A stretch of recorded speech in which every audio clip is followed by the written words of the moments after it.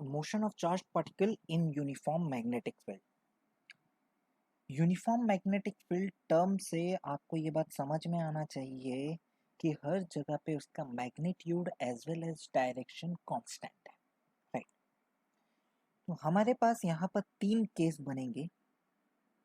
Case one, जो कि मैं आपको ऑलरेडी बता चुका हूँ, व्हेन थीटा इज 0 डिग्री और 180 डिग्री। मतलब आपके पास जब मैग्नेटिक फील्ड लाइंस, जो कि हम लोग बनाएंगे this magnetic field lines, uniform magnetic field line,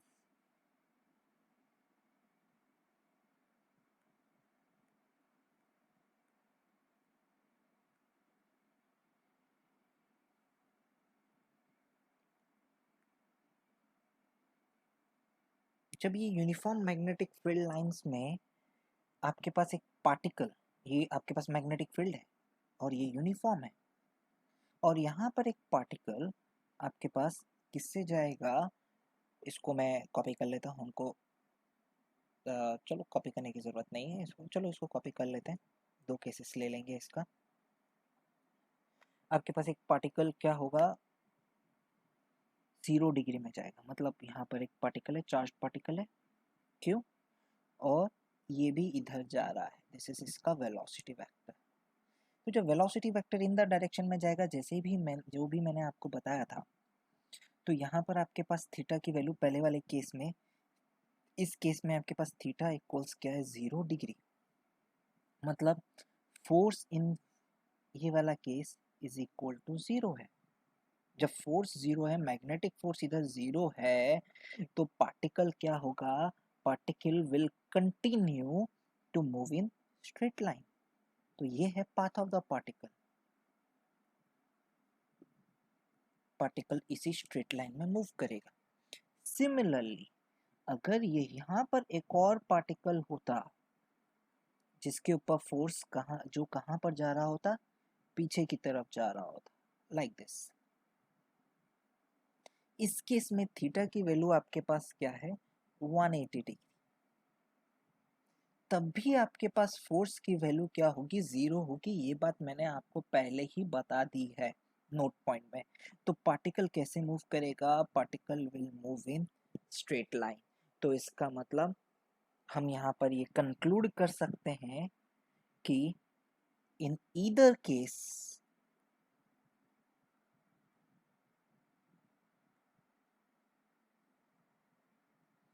particle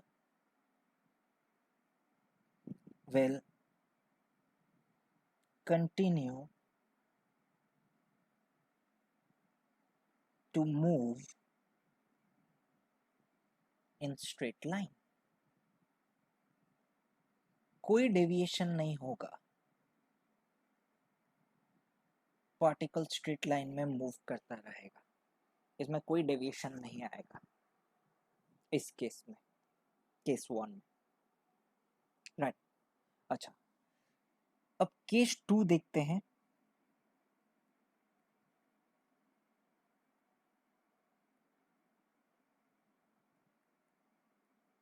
theta equals 90 degree, right. अब 90 डिग्री में भी यहाँ पर तीन केस आते हैं। पहला केस आता है when particle is projected inside the field।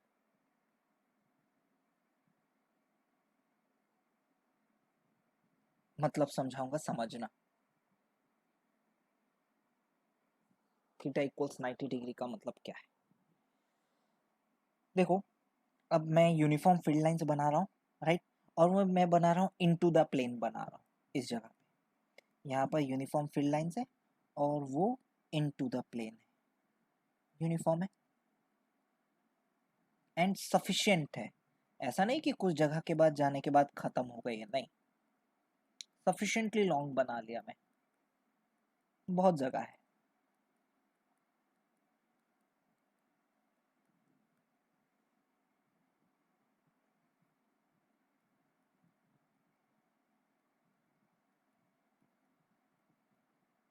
तो ये है आपके पास यूनिफॉर्म फील्ड लाइंस,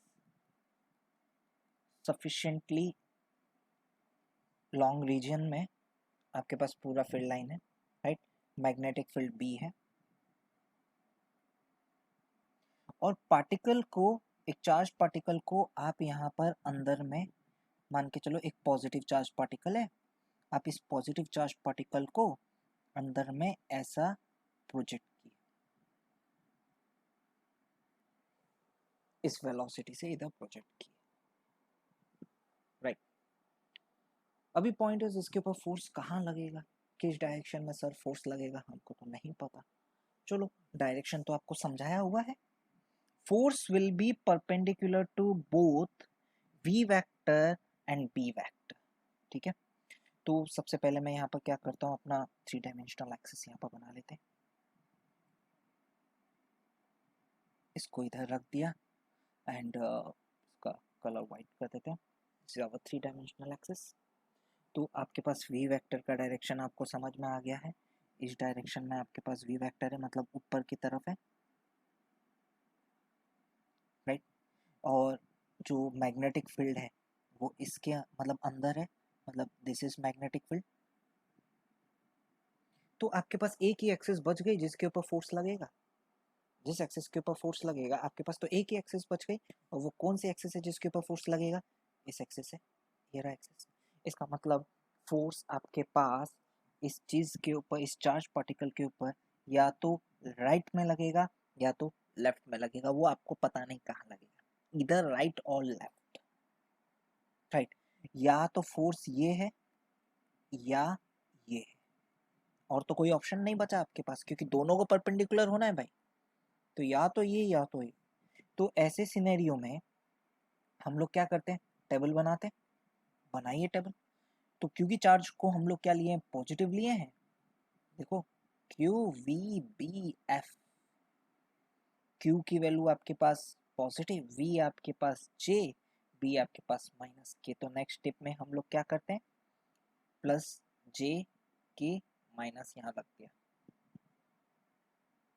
जैसे ही माइनस इधर रख दिया हमारे पास क्या होता है, आई जे के आई के आई, सॉरी यस के आई जे। तो आपको बोला गया जे और के, जे के बाद क्या आता है, आई आता है, आई वो भी माइनस आई, राइट। तो आपके पास फोर्स जो इधर लगेगा वो इधर लगेगा।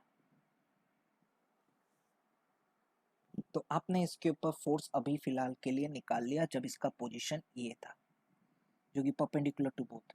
तो अब देखो, अब मैं ये दोनों को मिटा देता हूँ, एक्सिस हटा दिया, बी वेक्टर हटा दिया, अब आपको समझ में आ गया फोर्स इसके ऊपर ऐसा लग रहा है, मतलब लेफ्ट। अभी बॉडी मोशन में है, याद रहे force and velocity are perpendicular, और बॉडी किस में है, मोशन में है। मैं आपको एक बात बता देता हूं जो आप 11th में पढ़े थे,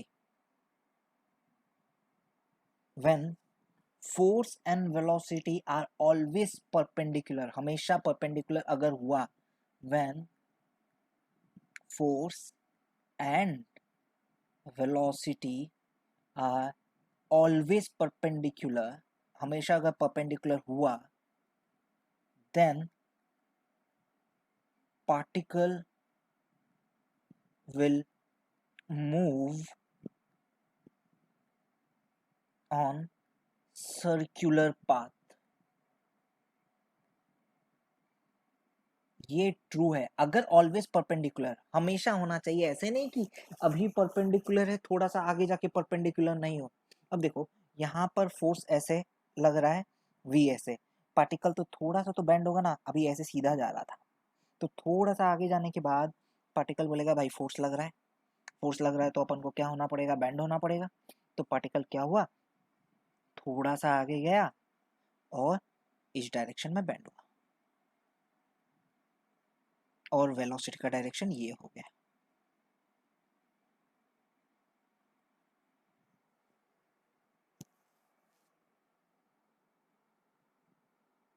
क्योंकि पार्टिकल इस डायरेक्शन में बेंड हो गया, वेलोसिटी का मैग्नीट्यूड आपके पास चेंज तो होगा नहीं, क्यों नहीं होगा मैं आगे बताऊंगा, right, because force is perpendicular to velocity. तो वेलोसिटी का मैग्नीट्यूड नहीं चेंज कर सकता वो, सिर्फ वेलोसिटी का क्या चेंज कर सकता है, डायरेक्शन चेंज कर सकता है। मैं आपको एक स्टोरी पढ़ाता हूँ ये फोर्स के और वेलोसिटी से रिलेटेड, एक स्टोरी आपको बताता हूँ, समझना। हमारे पास दो टाइप के फोर्स होते हैं, या वेलोसिटी का बेसिकली क्या होता है, अगर मैं वेलोसिटी के बारे में बात करूं, इसका दो चीज होता है, एक क्या है इसका मैग्नीट्यूड, और दूसरा क्या है आपके पास डायरेक्शन। दो चीजें होती है वेलोसिटी, एक मैग्नीट्यूड होती है और आपके पास क्या होता है, डायरेक्शन होता है, राइट। अगर आपके पास force is in the direction of velocity, जिसको हम लोग बोलते हैं टेंजेंशियल फोर्स, मतलब एंगल बिटवीन, टेंजेंशियल फोर्स का मतलब क्या होता है, फोर्स जिस बॉडी जिस डायरेक्शन में मूव कर रहा है, फोर्स या तो ये बॉडी का मोशन, वेलोसिटी का डायरेक्शन ये रहा, और फोर्स का डायरेक्शन या तो वेलोसिटी के डायरेक्शन में है या तो ऑपोजिट डायरेक्शन में, मतलब एंगल बिटवीन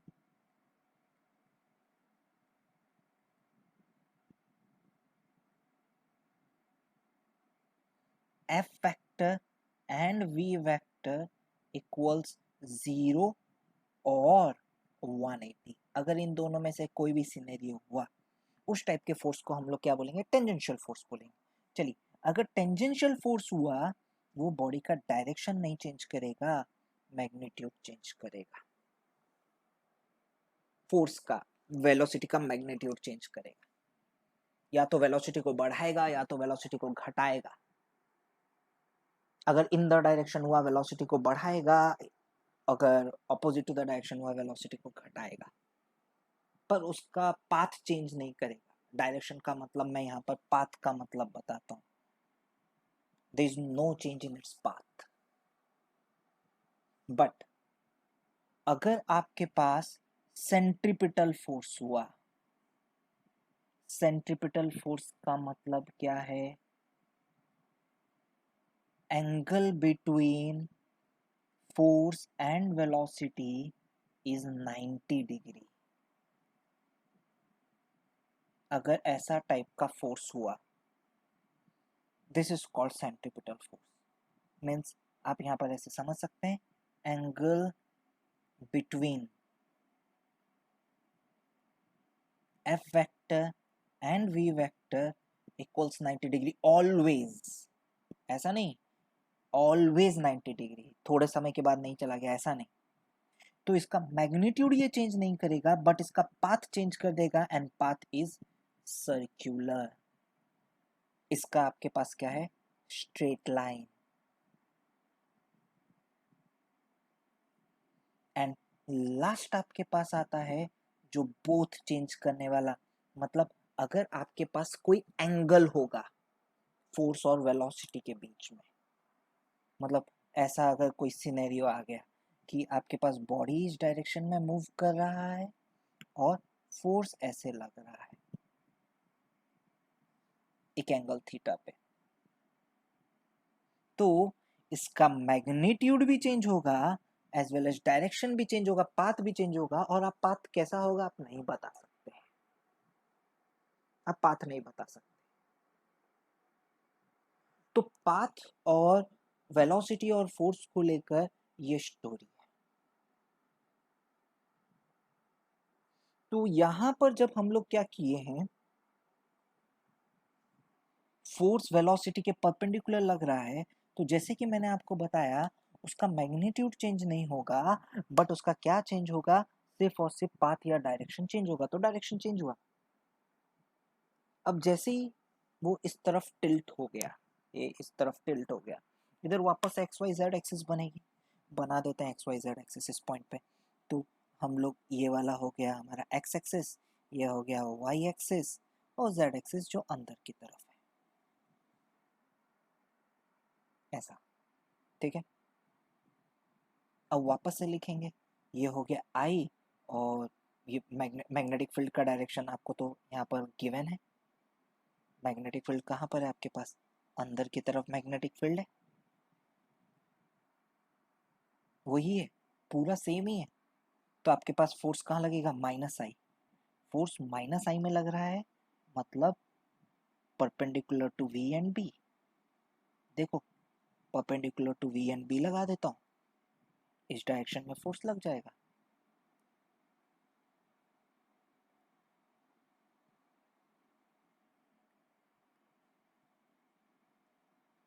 मतलब force is always perpendicular to velocity. जहां देखोगे फोर्स हमेशा परपेंडिकुलर हो रहा है वेलोसिटी को। एंड आपको ये भी पता है क्योंकि force will always remain perpendicular to velocity. Why? Because formula is given by F vector equals Q v vector cross b vector, and force is going to remain perpendicular to velocity always, then the force is called centripetal force.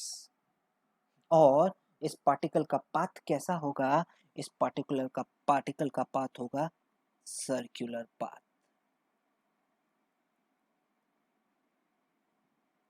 Sufficient जगह है circular motion करने के लिए। Path will be circular, particle circle में घूमेगा। So in this case when projected from inside the field, तो आपके पास यहाँ पर क्या होगा? Particle will move in circular path.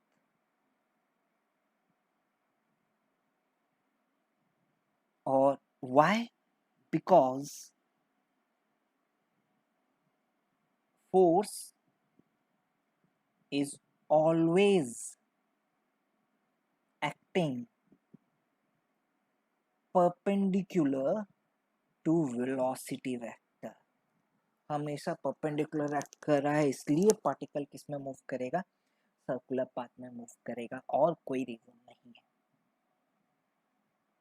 हमेशा मूव करेगा। So I can conclude that magnetic force will behave as centripetal force.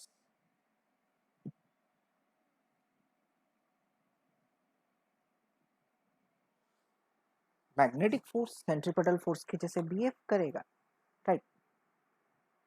तो अलग अलग केस में सेंट्रिपेटल फोर्स का रोल अलग अलग चीजें प्ले करती है। तो बहुत बच्चे लोग सेंट्रिपेटल फोर्स को लेके कंफ्यूजन में रहते हैं, सर ये सेंट्रिपेटल फोर्स क्या होता है? अब एक बात बता दूं, जो भी फोर्स एक पार्टिकल को सर्कुलर पाथ में रखता है, उस फोर्स का नाम हम दे दिए सेंट्रिपेटल फोर्स। ठीक है? अच्छा, जैसे एक मूवी में एक कैरेक्टर होता है हीरो का। अब हीरो का रोल अलग अलग पर्सन्स प्ले कर सकते हैं, उसी तरीके से centripetal force is a character, is a role. उसको प्ले करने वाले अलग अलग फोर्सेस होते हैं। फॉर एग्जाम्पल अगर आपके पास एक रोप है, जिसको जिसको पकड़ के आप एक बॉल को घुमा रहे हैं सर्कुलर पाथ में, यहाँ पर tension force is playing the role of centripetal force. Now sun और अर्थ सिस्टम, यहाँ पर अर्थ सन के अराउंड घूम रहा है, तो यहाँ पर जो force between sun and earth is gravitational force. Now gravitational force is playing the role of centripetal force. Now similarly एक एटम के अंदर एक पॉजिटिव चार्ज है, उसके अराउंड इलेक्ट्रॉन्स मूव कर रहे हैं, तो ये पॉजिटिव और चार्ज और इलेक्ट्रॉन के बीच का जो फोर्स है, that is electrostatic force. Now in this case this electrostatic force is playing the role of what? Centripetal force. Now similarly यहाँ पर magnetic force is keeping this charged particle in circular path. So magnetic force is playing the role of centripetal force. तो क्योंकि वो centripetal force का role play कर रहा है, तो डेफिनेटली आप जानना चाहेंगे सर इसका रेडियस क्या होगा, कितने रेडियस में ये घूमेगा, कितने टाइम में एक सर्कल कंप्लीट करेगा, ये सारी बातें आप जानना चाहेंगे। डेफिनेटली जानेंगे हम लोग ये सारी चीज़ें। तो हम क्या बोल सकते हैं, total net magnetic force is behaving as a centripetal force, so magnetic force is can be written as mv²/r, m is mass of the particle. तो मैग्नेटिक फोर्स की वैल्यू फॉर्मूला हमारे पास क्या है, क्यू वी बी इक्वल्स, क्योंकि 90 degree है, mv²/r। तो radius of the path r, यहाँ पर r equals mv/qb, this is radius of the particle in this path. इसमें कितने रेडियस में घूमेगा हमको पता चल गया। ना एक कितना टाइम लगेगा, अब क्योंकि ये कांस्टेंट स्पीड से मूव कर रहा है, खाली सर्कुलर पाथ में नहीं, motion is uniform circular motion, क्योंकि वेलोसिटी चेंज नहीं हो रही है, motion is uniform circular motion. Velocity will not change because आपको बता दिया गया है, यहाँ पर आपके पास मैग्नीट्यूड चेंज नहीं होगा, सेंट्रीपिटल फोर्स एक्ट करता है तो वो मैग्नीट्यूड चेंज नहीं करता है, क्या चेंज करता है, सिर्फ और सिर्फ डायरेक्शन चेंज करता है, राइट। तो यहाँ पर रेडियस आ गया, तो यूनिफॉर्म सर्कुलर मोशन है, तो time period of circular motion is given bye 2πr, पूरा सर्कमफरेंस डिस्टेंस बाय स्पीड, ये टाइम पीरियड है। तो 2πmv/qb डिवाइडेड बाय v। यहाँ पर एक इंटरेस्टिंग फेनोमेना आता है, 2πm/qb। Now t is independent of velocity, t ये बहुत इंपॉर्टेंट पार्ट है, टाइम पीरियड इज इंडिपेंडेंट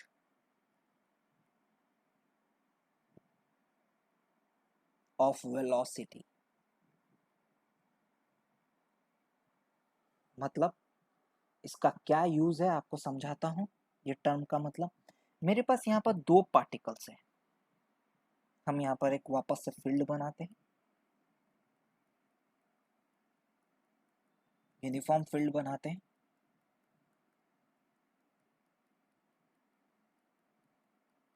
जिसका मैग्नीट्यूड b है, राइट।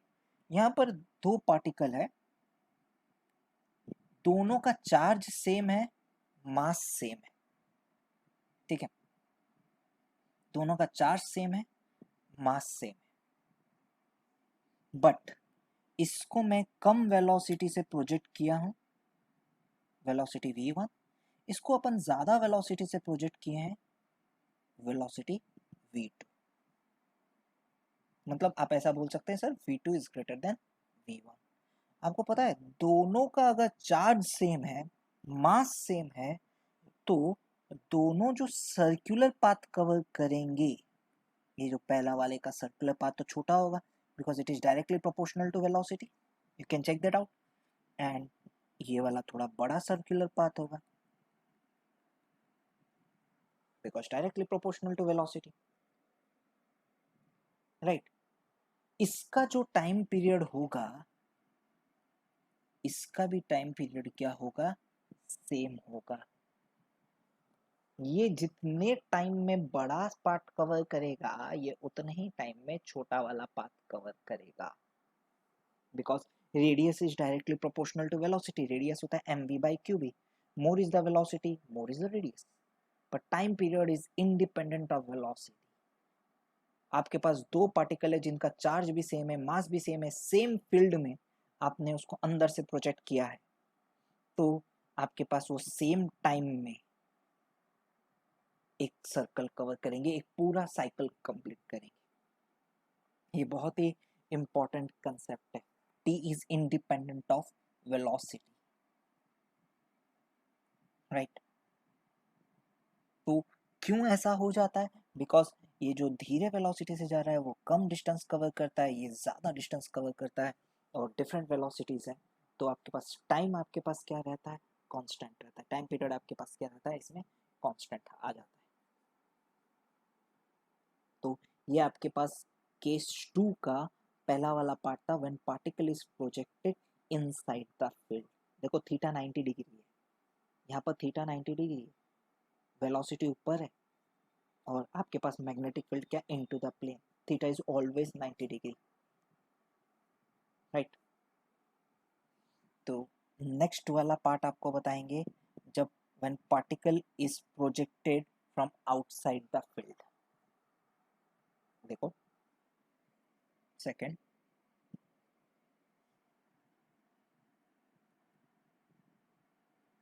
व्हेन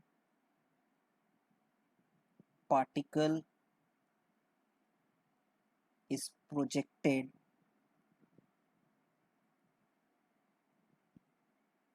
from outside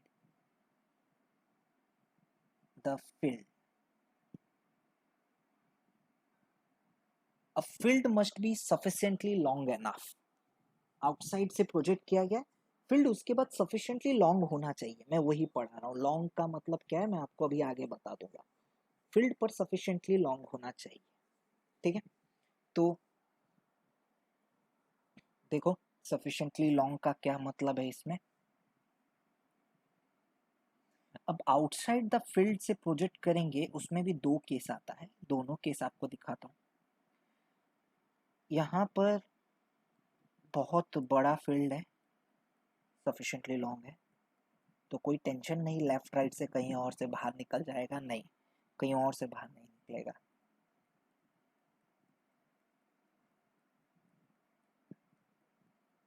तो इसी को ही अपन क्या करते हैं, कॉपी कर लेते हैं।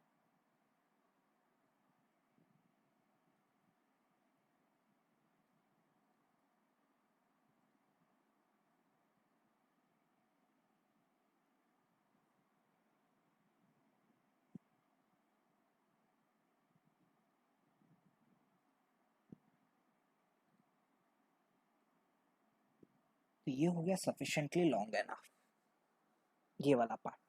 तो ये आपके पास अंदर की तरफ में फील्ड है ना, तो सफिशिएंटली लॉन्ग एनफ फील्ड है आपके पास, राइट। अब particle is projected from outside, इसमें भी दो केस है, केस ए केस बी।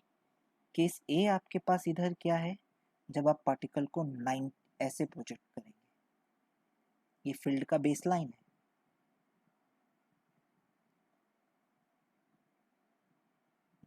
राइट। यहाँ थीटा वीटा कुछ नहीं बोलूंगा, ऐसे सीधा सीधा प्रोजेक्ट करेंगे, बिकॉज थीटा इज ऑलवेज 90, क्योंकि हम 90 में ही बात कर रहे हैं, राइट। यहाँ वेलोसिटी और बी के बीच का एंगल नहीं, आप जैसे अंदर घुस रहे हैं, जो रीजन देखो फील्ड यहाँ से स्टार्ट हुआ है, ये स्टार्टिंग रीजन ऑफ फील्ड है, स्टार्टिंग लाइन ऑफ फील्ड। अगर आप उससे एंगल 90 बनाते हुए, ये वो एंगल थीटा नहीं है, अगर आप उससे एंगल 90 बनाते हुए इधर एंटर करवाएंगे इसको, तो ये पार्टिकल कैसे मूव करेगा, ये पूरा सर्कुलर पाथ कंप्लीट करने की कोशिश करेगा, कंप्लीट किया और ऐसे ही यहाँ से बाहर निकल जाएगा, मतलब ये सेमी सर्कल बनाएगा, सेमी सर्कुलर पाथ। रेडियस वही रहेगा,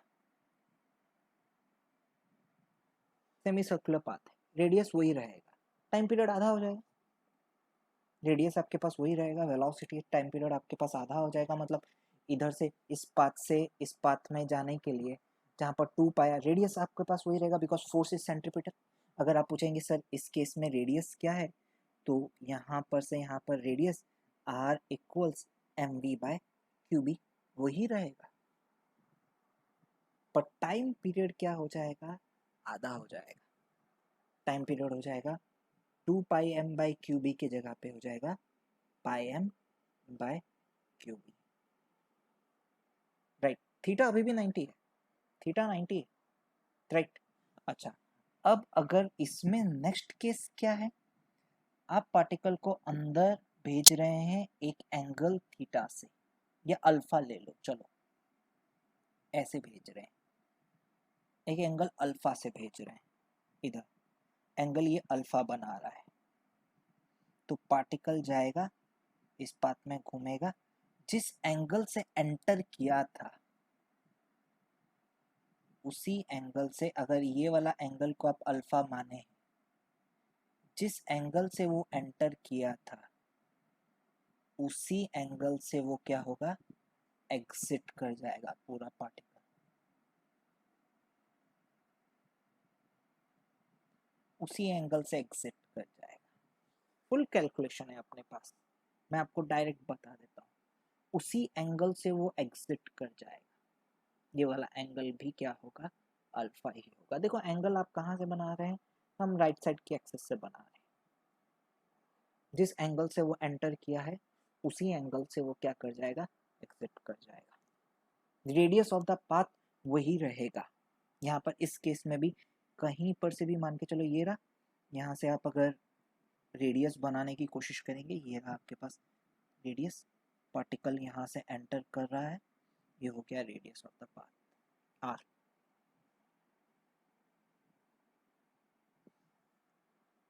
इधर से एंटर कर रहा है तो रेडियस ऑफ द पाथ आपके पास सेम रहेगा mv बाय क्यूबी। बस आपको क्या चाहिए कि कितना टाइम लगा। अब देखो बच्चों, टाइम कितना लगा ये तो आर्क लेंथ के ऊपर डिपेंड करता है। अब आर्क लेंथ आप कैसे पता लगाओगे, ये आपके पास 90 डिग्री है, समझना, radius is perpendicular to the path. अब ये इसके साथ बना रहा है, अल्फा बना रहा है। अब मेरे को सारा एंगल एक बार पता चल जाए तो हम काम कर लेंगे। देखो एंगल अब पता करते हैं, देखो एंगल सारा पता करते हैं। तो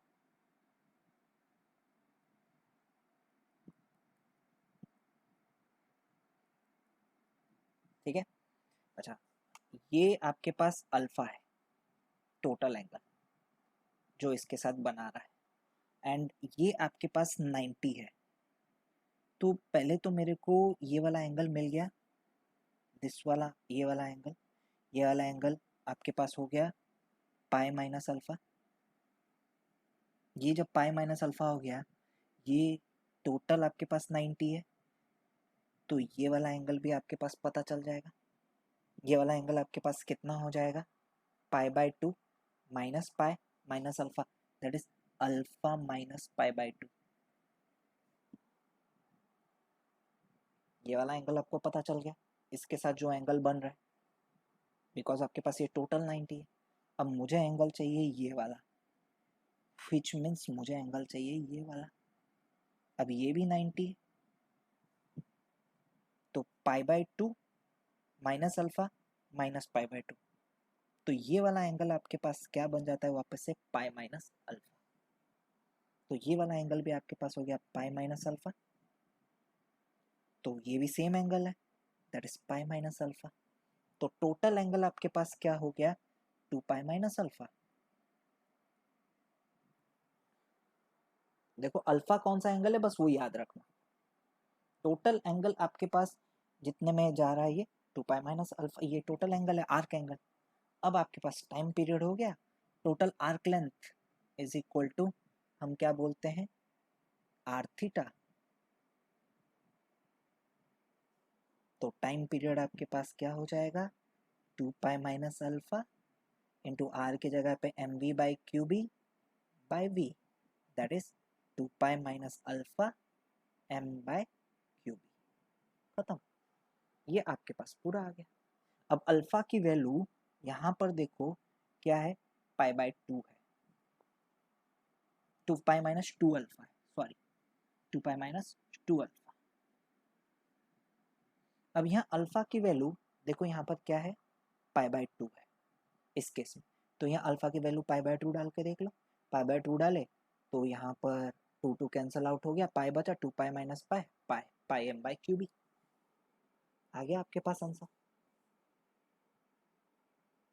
तो दिस इज द थिंग कि आपके पास जिस एंगल से, यहाँ पर बस एंगल वाला पार्ट है और कुछ वाला पार्ट नहीं, थोड़ा सा एंगल में इशू है, बाकी आपको सब समझ में आ जाएगा। और किसी को एंगल अगर नहीं समझ में आ रहा, मैं एंगल वाला पार्ट आपको दोबारा से भी बता देता हूँ, देख लो चाहे। एंगल वाला पार्ट ये आपके पास यहाँ से इधर जा रहा है, अलग से बता रहा हूँ। ये आपके पास वेलोसिटी वेक्टर है, ये अल्फा है, ठीक है।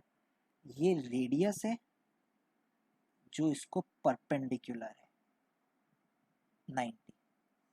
ऑलराइट, मुझे चाहिए ये एंगल पता चल जाए तो काम हो जाएगा।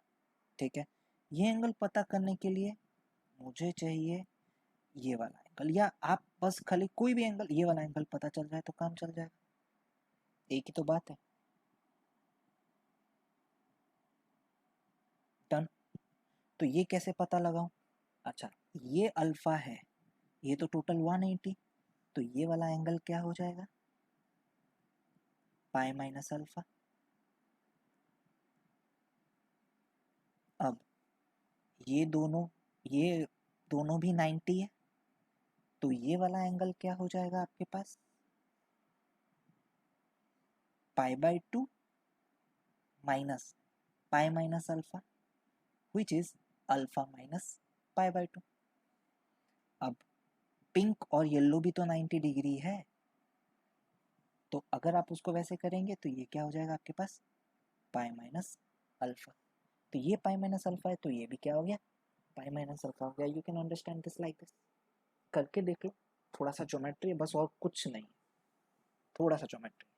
तो जब पार्टिकल आउटसाइड द फील्ड से प्रोजेक्ट किया जाता है, किस तरीके से प्रोजेक्ट किया जाता है? जिस एंगल पे प्रोजेक्ट किया जाता है उसी एंगल से वो क्या होता है? बाहर निकलता है।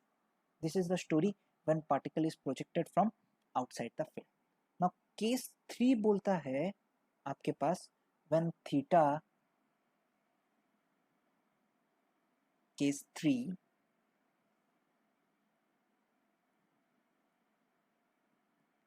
when theta is not equal to 0 degree और 180 डिग्री और 90 डिग्री, मतलब कोई भी एक एंगल होगा थीटा। जैसे हमारे पास फील्ड लाइंस पहले बना लेते हैं।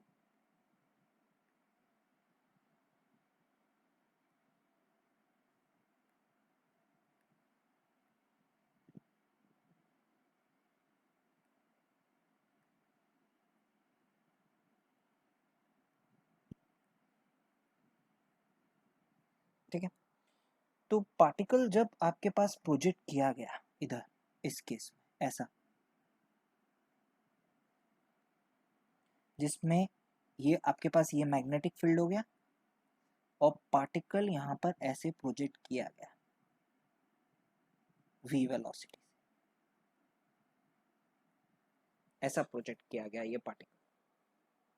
जब पार्टिकल इधर प्रोजेक्ट किया गया एट एन एंगल थीटा सी, अब आप बोलेंगे सर ये तो अभी इशू हो गया, अब फोर्स कहाँ लगेगा, कैसे लगेगा, हमको तो पता नहीं। अब यहाँ पर फोर्स को मैं रिजॉल्व कर लूंगा या वेलोसिटी को रिजॉल्व कर लूंगा। There will be two parts of velocity. एक वो वेलोसिटी जो इसको घुमाएगा, मतलब जो परपेंडिकुलर वाला पार्ट है, 90 डिग्री वाला पार्ट, परपेंडिकुलर कंपोनेंट, और एक वो वाला पार्ट है जो पैरेलल वाला पार्ट है, v का 2 कंपोनेंट होगा। ना, जो पैरेलल वाला पार्ट है which is v cos theta, and जो परपेंडिकुलर वाला पार्ट है which is v sin theta. Now v perpendicular जो कि हम देखें is responsible for circular motion, अभी अभी हम देखें, and v parallel is responsible for straight line motion।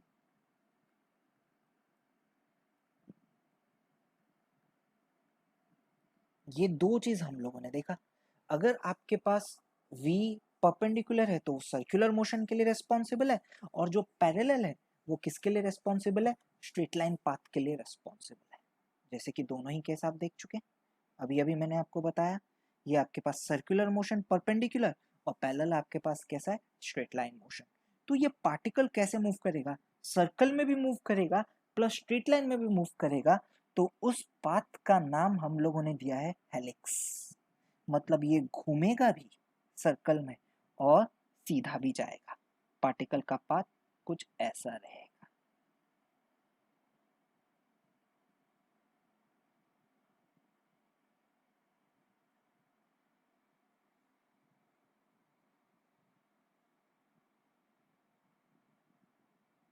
This is the path of the particle. इस पाथ में पार्टिकल आगे की तरफ मूव करेगा। This is helical path. Helical path. Now perpendicular velocity is responsible for circular motion, parallel velocity is responsible for straight line motion। तो radius of helix के लिए कौन रेस्पॉन्सिबल होगा? अगर मैं पूछूं what is radius of helix, कितना radius होगा, तो क्योंकि सर्कुलर पाथ में कौन घुमा रहा है? परपेंडिकुलर कंपोनेंट घुमा रहा है, so perpendicular component is responsible for radius. Formula वही रहेगा, r equals M V perpendicular by Q B.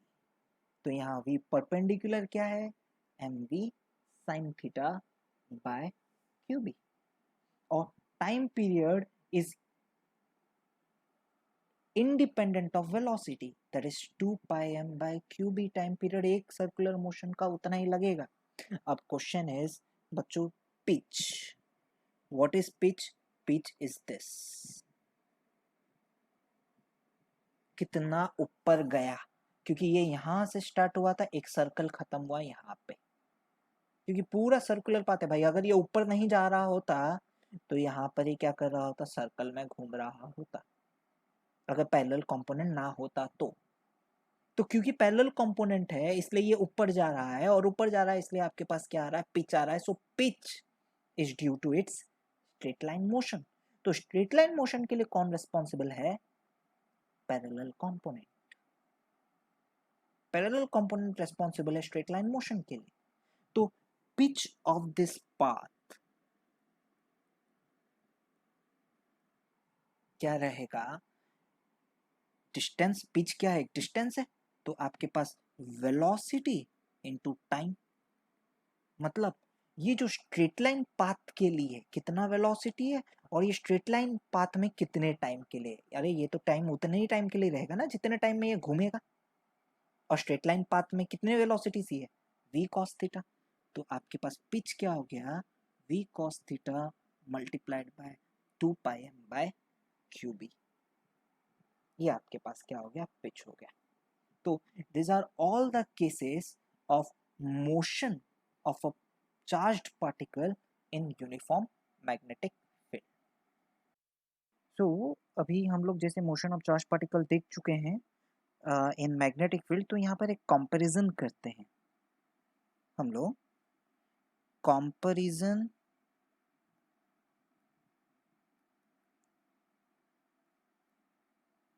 Of path of charged particle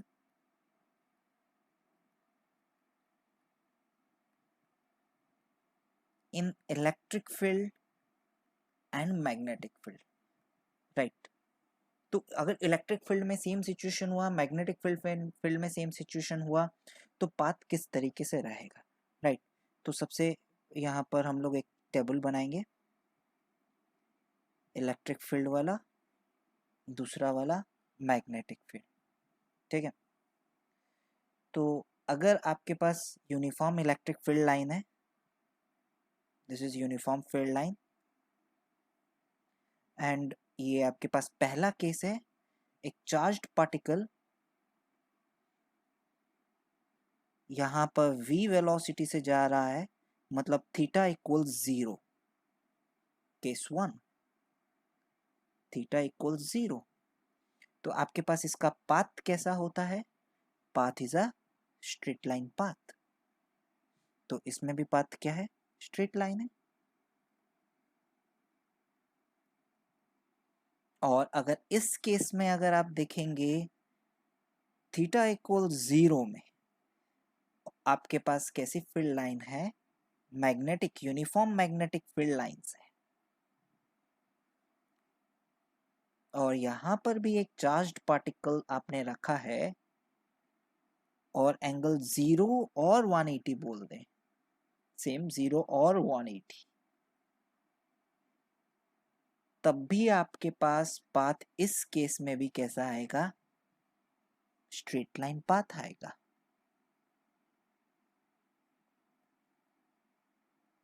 right तो ये पहला केस हुआ 0 और 180, चाहे इलेक्ट्रिक फील्ड हो चाहे मैग्नेटिक फील्ड हो, बिकॉज इलेक्ट्रिक मैग्नेटिक फील्ड के बारे में बता चुका हूँ, इलेक्ट्रिक फील्ड के बारे में याद दिलाता हूँ।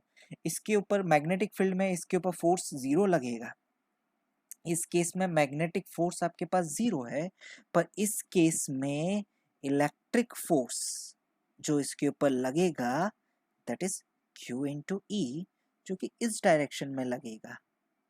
तो ये वाला एक्सिलरेटेड मोशन होगा,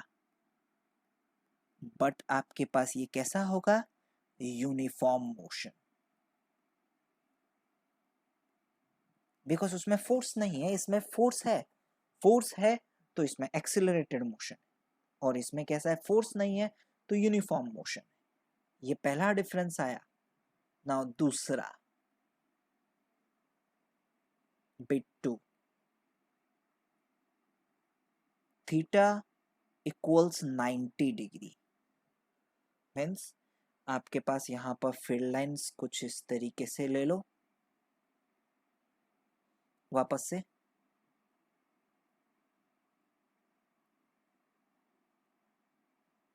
राइट, और अब पार्टिकल को आप ऐसे प्रोजेक्ट करो,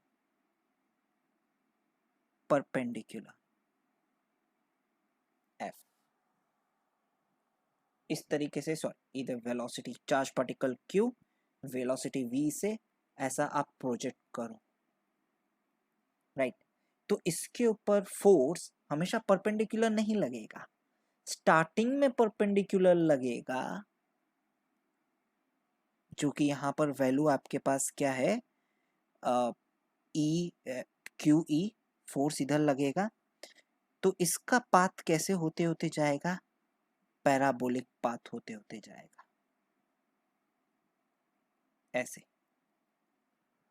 फोर्स ऐसे लगेगा, मतलब आपके पास पार्टिकल पैराबोला में मूव करेगा, सीधा मूव नहीं करेगा, ऐसा पैराबोला में मूव करेगा, ऐसा, ये उसका पाथ है, इस तरीके से। बिकॉज जब भी पार्टिकल आपके पास इधर होगा तब भी इसके ऊपर फोर्स इधर लग रहा होगा QE, which is not perpendicular, तो इसका पाथ कैसा है, पैराबोलिक पाथ। बट जैसे कि आपने देखा अभी अभी कि अगर हम लोग क्या करेंगे, यहाँ पर सेम टाइप का मैग्नेटिक फील्ड रखेंगे, मैग्नेटिक फील्ड रखेंगे सेम टाइप की, देख लो,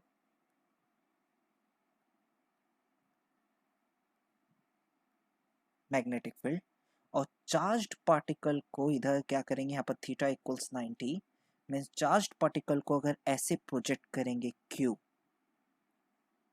90 डिग्री पे, तो ये पार्टिकल कैसा मोशन करेगा, सर्कुलर मोशन करेगा। So this is the path of the particle, ये ऐसे मूव करेगा, देखो सर्कुलर मोशन, ऐसे, ये पाथ ऑफ द पार्टिकल, तो इसका कौन सा पाथ होगा, circular path. Right now third वाला हम लोग कंपैरिजन देखेंगे, थर्ड वाले केस में जब theta not equal to 0 degree और 180 डिग्री और 90 डिग्री, इसमें भी same, theta not equal to 0 degree और 180 डिग्री और 90 डिग्री, तो ये वाले केस में कोई फर्क नहीं पड़ना है, बिकॉज वेलोसिटी तो इसको मैटर करती ही नहीं है, कि यहाँ पर इलेक्ट्रिक फोर्स वेलोसिटी के ऊपर तो डिपेंड करता ही नहीं है। आपके पास थीटा कुछ भी हो, यहाँ पर पार्टिकल है, अगर आप इसको ऐसे प्रोजेक्ट कर रहे हैं v वेलोसिटी से at an angle theta, charge q है, इसके ऊपर अब भी फोर्स ऐसे ही लगना है, इलेक्ट्रिक फोर्स, जिसकी वैल्यू क्यू ई है। मतलब पाथ अब भी आपके पास यहां से पैराबोलिक ही जाएगा, कोई फर्क नहीं पड़ना। बट फर्क किसको पड़ेगा? इसको। अगर आप एक एंगल पे प्रोजेक्ट करेंगे, ये है बी वेक्टर, और आपने एक चार्ज्ड पार्टिकल को यहां से एक एंगल पे प्रोजेक्ट किया, that is theta, making angle theta velocity vector. तो इसका पाथ आपको कैसे दिखाई देगा? हेलिकल पाथ दिखाई देगा। पार्टिकल ऐसे घूमते घूमते आगे जाएगा, helix.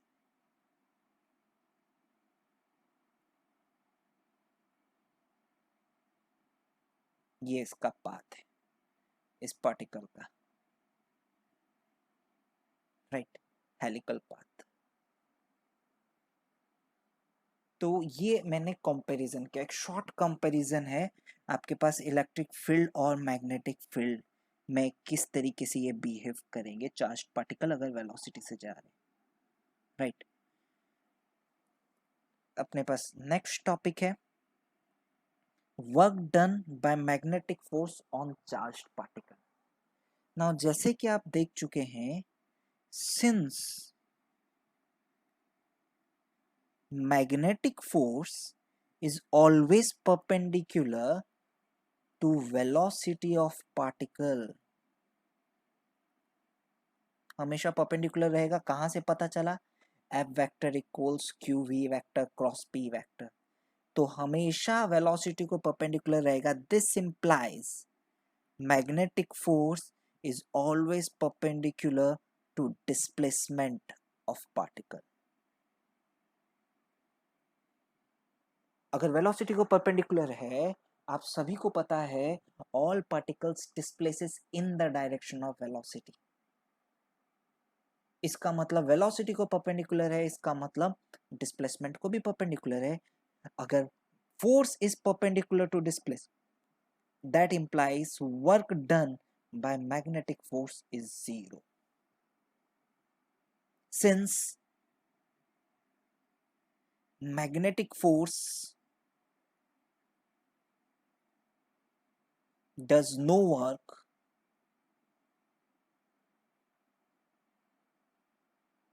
so it cannot change kinetic energy of charged particle। मतलब मैग्नेटिक फोर्स आपके पास चार्ज पार्टिकल की काइनेटिक एनर्जी चेंज नहीं कर सकता। मतलब कोई भी पार्टिकल अगर 10 जूल की काइनेटिक एनर्जी से एंटर किया मैग्नेटिक फील्ड को, तो वहां पर 10 जूल की एनर्जी से ही रहेगा। मैग्नेटिक फील्ड या force can not impart additional energy to charged particle. ये इस लाइन का मतलब है। Magnetic force can not provide additional energy. Electric force can provide electrical potential energy, पर magnetic force cannot impart additional energy to charged particle। तो अगर एक चार्ज पार्टिकल एक काइनेटिक एनर्जी से एंटर कर रहा है, तो समझना जब तक वो मैग्नेटिक फील्ड में है तब तक उसकी एनर्जी उतनी ही रहेगी, एनर्जी चेंज नहीं होने वाली। Magnetic force cannot change the kinetic energy of the charge particle because it does no work. Kinetic energy तभी चेंज होगी जब वर्क होगा। ये कहां से आया? By work energy theorem.